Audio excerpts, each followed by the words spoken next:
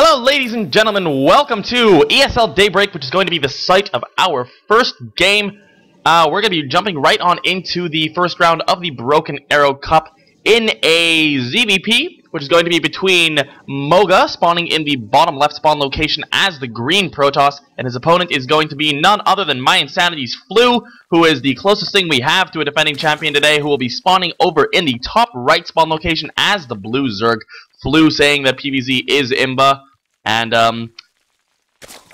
wait, what? But, yeah, well, anyway, Flu is going to be, our mini defending champion. He, however, does not like PvZ. That is somewhat known to me.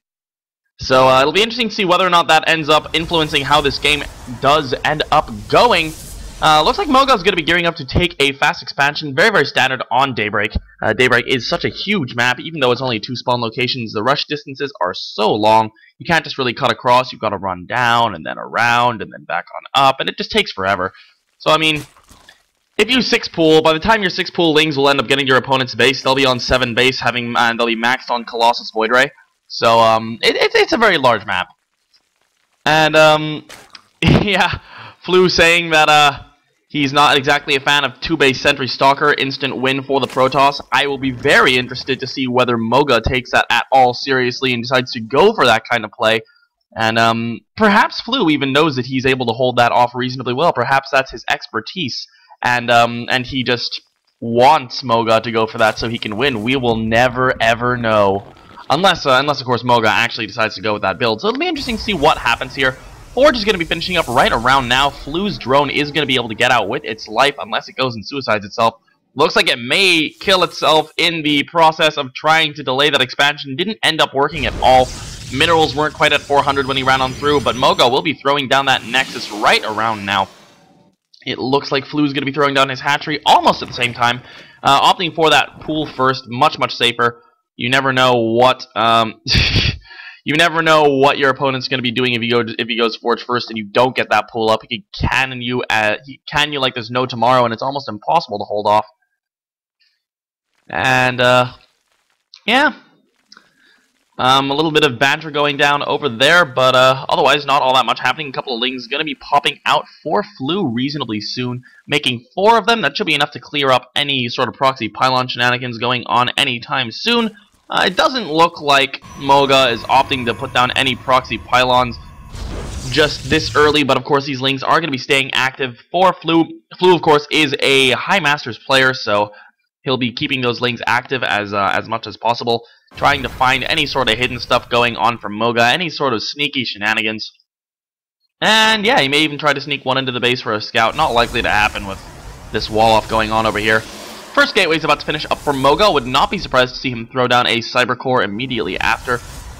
And a nice little Maynard going down there. Lots of probes moving on over. Fast third from Flu going to be going up right around now as well. Very, very standard for countering this sort of Forge Fast Expansion build. Ooh.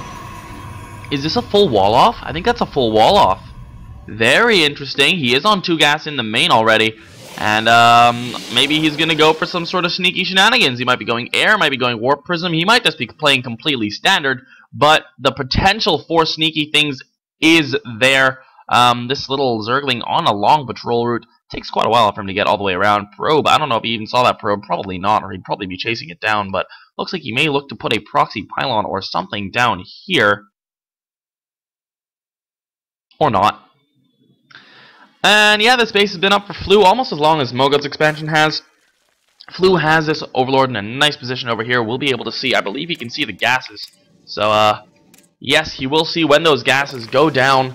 And that's a very, very, very good information for you to have. He is going to be researching +1 ground weapons, so I don't think it's likely that we're going to be seeing any sort of air shenanigans, any sort of mass Void Ray play or anything. But, yeah, this probe is still sitting here, so it looks like, I think this is probably going to be for a proxy pylon. Where are those Zerglings? They should be around here somewhere. There's one down here. One at the tower. It looks like the other 2 might have died or something. Let's check the unit counting station. The other 2 did, in fact, die. They probably tried to poke their noses into business that wasn't theirs, i.e. the front gate. Warp gate research being chronoed on out. Gateways 2, 3, and 4 also on the way out. Roach Warren now starting up for Flu as well as that Evo Chamber. He's still only on, oh, he's on 2 gas. But yeah, he's now on 3 bases, going to be getting that queen up over there, very nice. And not opting for an extra queen for creep spread. Personally, I like doing that, but ooh, here we go, a little bit of a mini engagement going down there. Nice micro from Flu, not going to lose a single ling. Nice killing off of that Zealot. This pylon is, however, in position, so Flu hasn't seen that yet. That could be a potential point of weakness for him. That third base is going to be hard-pressed to be defended. It isn't the easiest thing to try to defend against a frontal assault as Zerg on this third on Daybreak, simply because you have you've got to run your units down through this little choke area, and then it's very, very difficult to get a surround simply because it takes so long to run all the way around. Going to be starting up with a warp in there. 4 Zealots going to be making their way into the third. Couple of Lings poking at the front. Going to be losing them, though. A little bit sloppy from Flu. Lost a good number of Lings there. Here come the Zealots, though. They are going to be moving on in. Here is a queen. Looks like he did opt for an extra queen, so apparently I lied about that. But he's going to be leaving those drones out for the slaughter now. A little bit of micro going on from those Zealots. Not really working all that well thus far. Will grab a queen, though.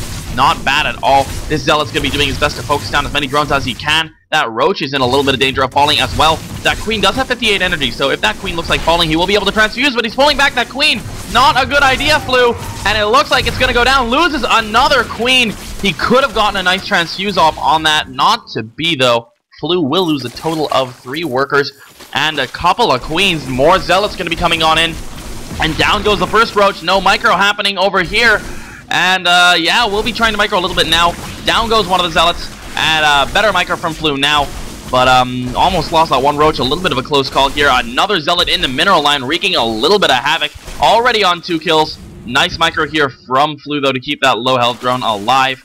And, yeah, should be able to, yeah. Ooh, it looks like he will actually lose a couple more. That takes the workers killed count up to 5. Not bad at all. Macro hatchery going to be going down for Flu as well. And yeah, there's +1 ranged attack, so you will be looking to continue down the ranged tech route for a while anyway. Glider Constitution also on the way up, as well as 11 drones in production. Not bad at all. But the interesting thing that we're seeing here, not this big swarm of Zealots over here, but where are you, Dark Shrine? There it is, Dark Shrine on the way up from MogA. If Flu decides to go for Mutalisk, this could be a potential point of weakness. This is an Artosis pylon. It would unpower 5 gateways were he to lose that pylon. That wouldn't be ideal at all. A couple of Dark Templar being morphed in right about now. Looks like that drone is going to be finding a couple of pylons up there. Not exactly what he was hoping to find when he went for that expansion. Whoa! That's a lot of Overseers. 150 gas being sunk into Overseers right now, and not that... Oh, 200.